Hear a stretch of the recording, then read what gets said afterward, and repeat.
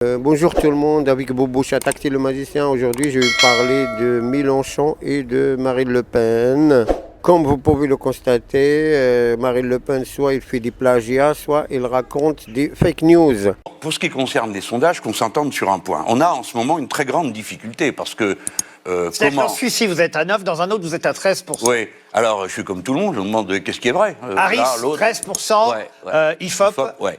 Alors, je m'y suis intéressé et je me suis aperçu, ce qui fausse le jugement pour tout le monde, que dans l'IFOP, il ne compte que les gens qui sont sûrs d'aller voter. Donc vous avez un corps électoral, ils mettent 1000 personnes et ils enlèvent tous ceux qui ne disent pas « Ah non, moi j'irai, c'est sûr ». Alors il en reste 490 à la sortie. Quand vous enlevez ceux qui disent « J'irai, c'est sûr, mais je ne sais pas pour qui je vais voter », il en reste plus que 430. Là, le sondage de IFOP, il dit une part de vérité. Si, en effet, les gens s'abstiennent autant, alors ils ont raison. Imaginez-vous que ça fait une abstention de 50%. Normalement, les journalistes devraient parler de ça, dire bah, « c'est incroyable, 50% de gens vont s'abstenir ».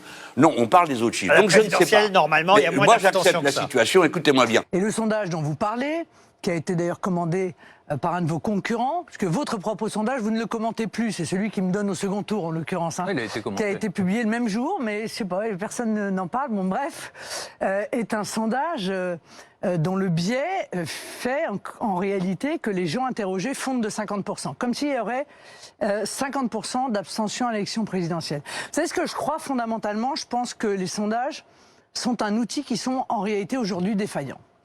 Ça a été vrai au régional, je peux le dire avec beaucoup de tranquillité. Les sondeurs ont dit eux-mêmes, on n'a pas réussi à mesurer le niveau d'abstention et donc ça a entraîné évidemment des résultats très différents d'aujourd'hui. Aujourd'hui, un certain nombre de sondeurs prennent en quelque sorte cette situation inverse, c'est-à-dire qu'ils introduisent un biais qui consiste à ne s'intéresser qu'aux gens qui sont sûrs de voter. Eh bien, le remède est encore pire que le mal. Et donc moi, mon objectif n'est pas de casser le thermomètre, mais juste de dire que aujourd'hui, le thermomètre ne prend plus la température. C'est un sondage, encore une fois, avec un biais qui est contesté, y compris par les sondeurs eux-mêmes. C'est-à-dire qu'on sait très bien qu'il n'y aura pas 50% d'abstention. Je comprends que les sondages tâtonnent. Alors un coup, on ne tient pas compte de l'abstention, un coup, on en tient trop compte, quoi qu'il en soit.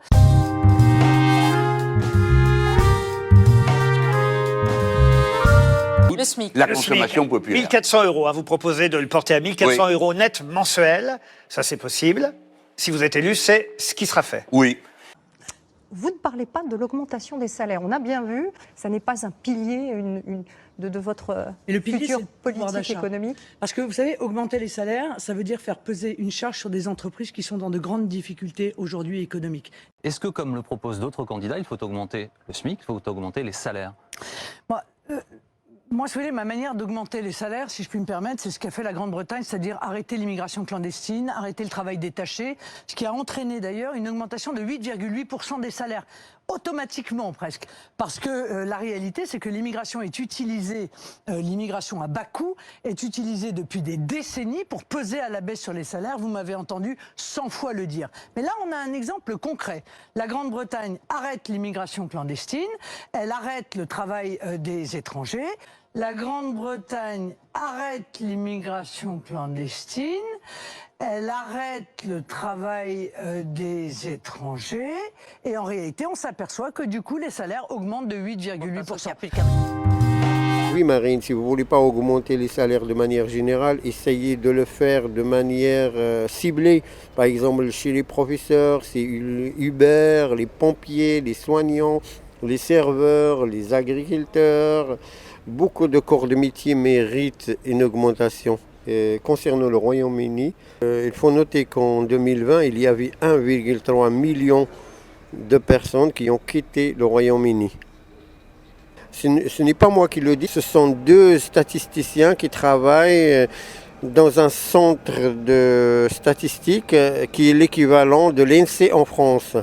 Concernant le Royaume-Uni, les raisons qui ont poussé les travailleurs étrangers à partir, c'est le Covid.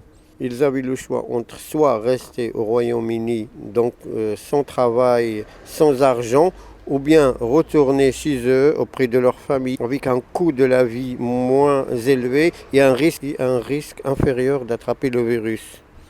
Le choix était vite fait, hein. On a assisté à un départ massif des travailleurs étrangers. Il faut savoir que le secteur de la restauration et de l'hôtellerie a été fortement touché par la pandémie. C'est un gros employeur pour les travailleurs étrangers.